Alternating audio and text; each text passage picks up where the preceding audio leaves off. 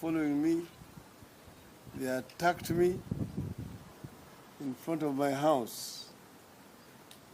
And I was admitted at Nairobi Hospital following that attack.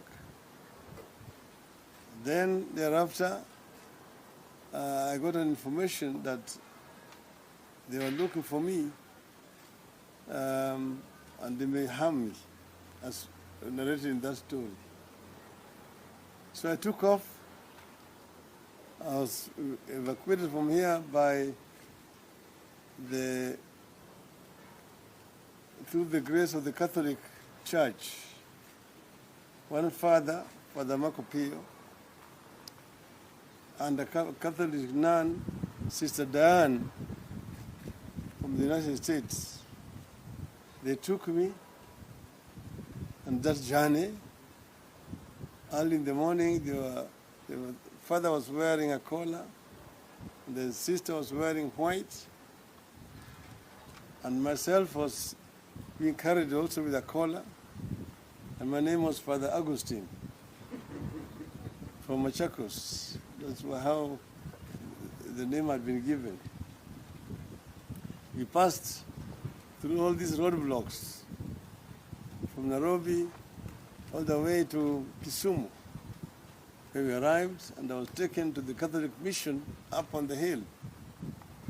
Again, introduced there as Father Augustine. After a meal in the evening, I was transferred to another mission called Rangala Mission in Ugenya. From there, I was taken home and kept in a house where nobody knew I was present. Then I was taken from there late in the afternoon to the beach, one of the deserted beaches of Bondo, called Sirongo Beach.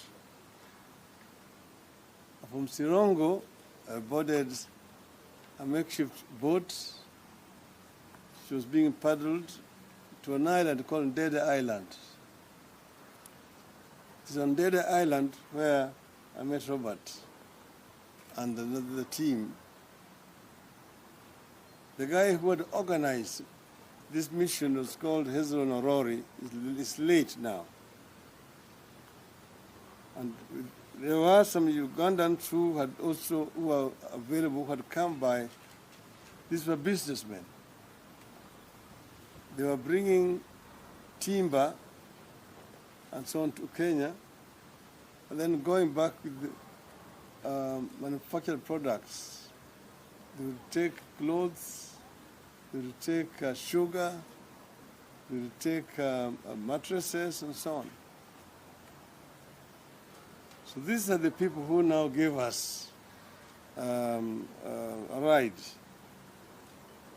And we were in that boat with my friend. I've never met him since that time up to today. And we traveled on that DG. It was night, so they were navigating using the moon and the stars. And we were traveling parallel to the shores until we passed what they call the Margeta Island. And we sailed until we saw a boat which was moored in the lake. And we were told that was a Ugandan boat. So we're now in Ugandan waters. Because if you had been arrested on the side of Kenya, you'd be taken back. So after that, it started raining very heavily. And it was just an open boat. It was raining on us, and there was a sick woman we were carrying in the boat. So I took out my jacket I was wearing, and I went and covered this sick lady. And we went like that until these guys, in that darkness, they managed to steer the boat right to the beach. It was about a 20-mile long island, but they knew exactly where to dock. And we came out with the boat. We went up almost like a cliff to the village, and then settled in the village for a night. We were well received, and we spent the rest of the, we arrived there around 3 a.m. in the morning. And we spent the rest of the night there. In the morning, we walked around the island. These guys set out to go and get me Ugandan papers. So they eventually got me Ugandan papers. And from here, in the late afternoon, we set sail again. This time my name was changed to Joseph Ojiwa Wadea. That's how we now travel from this island. And as we were moving again in the lake, it started raining again. We went on to another island where we found one person living alone on that island with his family. It's a Kenyan, a relative of the late Robert Ouko at that time. He welcomed us, gave us shelter and comfort until it stopped raining. Then we continued our journey until we arrived at our destination, which was we docked at a shore parallel to Ugandan town called Iganga. So we spent the rest of the night. We arrived there after 2 a.m. And the following morning, we went to Iganga, took a taxi, drove up to Jinja. We changed into another taxi, and at the entrance to Owen Falls Bridge, we found a roadblock, and they were expecting identification. And they saw my name, Joseph Ojiwa there, and I had also certificates of tax called Misolu. I had paid my taxes for the last 3 years. So they waived us to pass. That's how we entered into Kampala.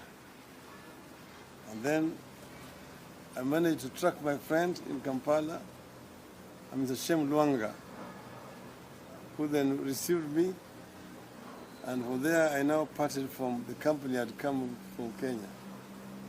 I was in the hand of Ugandans. I spent some time in Kampala. Eventually, I managed to find a way, because I was registered with the United Nations Human Rights, High Commission for Refugees. And until they managed to get me a country of adaptation. And through a good Samaritan friend, I managed to get an air ticket to travel. They were again looking for me in Uganda, and I had to be camouflaged again. So here I departed as I was a Ugandan Muslim on a kanzu, and my name was now Haji Omar, a Muslim who was going on pilgrimage to Makkah. And that's how I boarded the plane from Entebbe to Amsterdam, and then on to Norway.